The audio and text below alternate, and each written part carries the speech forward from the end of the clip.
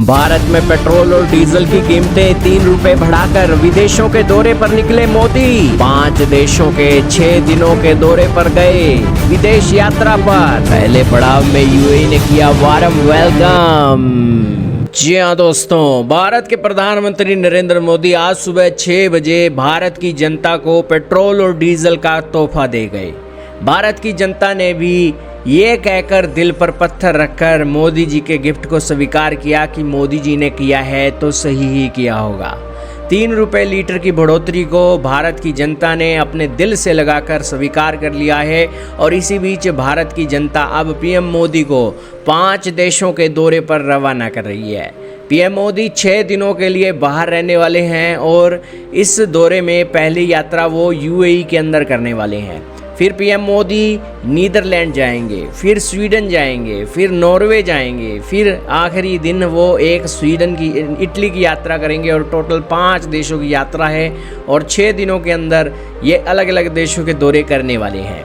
हालांकि पीएम मोदी ने work from home की सलाह भारत के लोगों को दी थी, लेकिन वो सलाह पीएम मोदी ने मानी नहीं। जरूर पीएम मोदी का काफिला कम कर दिया गया, लेकिन भारत की सिक्योरिटी एजेंसियां इन दिनों भारत के लोगों को अवगत करा रही हैं कि एंटी इंडिया के एलिमेंट्स विदेशों में भी सक्रिय हैं। इसीलिए पीएम मोदी की सिक्योरिटी को कम नहीं करना चाहिए, उसे बढ़ाना चाहिए। खैर दोस्तों, ये क्रोनोलॉजी समझ नहीं आई, लेकिन इसी बीच भारत के प्रधानमंत्री जैसे यूएई पहुंचे तो वहां पर यूएई ने अपना F-16 भारत के प्रधानमंत्री के वेलकम के लिए एस्कॉर्ट करने के लिए उन्हें भेज दिया और तस्वीरें आपके सामने हैं। फिर दोस्तों, यूएई के जो ऑफिशियल हैं वो यहाँ पर पहुँचे एयरपोर्ट पर। उन्होंने पीएम मोदी का वेलकम किया और उनके साथ बाकायदा एक मीटिंग चल रही है।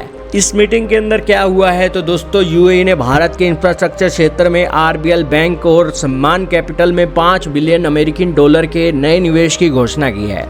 इसके अलावा दोनों देशों के बीच रक्षा क्षेत्र में औद्योगिक सहयोग, सैन्य प्रशिक्षण, संयुक्त अभ्यास, समुद्री सुरक्षा और साइबर सुरक्षा को मजबूत करने के लिए एक मजबूत रणनीतिक ढांचा तैयार करने का समझौता भी हो गया है। इसके अलावा भारत अपनी ऊर्जा जरूरतों के लिए यूएई से और अधिक मात्रा में एलपीजी एलएनजी खरीदेगा। इसके लिए इंडियन ऑयल कॉरपोरेशन लिमिटेड और Abu Dhabi national oil company के बीच एक आपूर्ति का समझौता भी हुआ है। कहने का इतना ही मतलब है कि भारत के लिए यूएई दूसरे घर की तरह है और पीएम मोदी ने यूएई के ऊपर हुए हमलों की कड़ी निंदा की है और यूएई को अपना दूसरा घर बताया है। इसके अलावा दोस्तों, भारत के प्रधानमंत्री पहले पड़ाव में यूएई पहुंच चुके हैं और अब वो अगले पड़ाव में यूएई से नीदरलैंड की ओर रवाना होने जा रहे हैं, जहां वे 15 से 17 मई तक दौरे पर रहेंगे।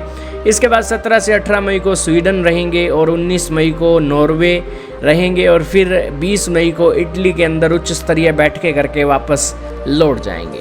खैर, भारत की जनता जरूर पूछ सकती है कि वर्क फ्रॉम होम आखिरकार भारत के अंदर कब चलेगा। शायद तक ये तब चलेगा जब पीएम मोदी विदेशों की यात्रा पर घूम कर वापस आ जाएंगे।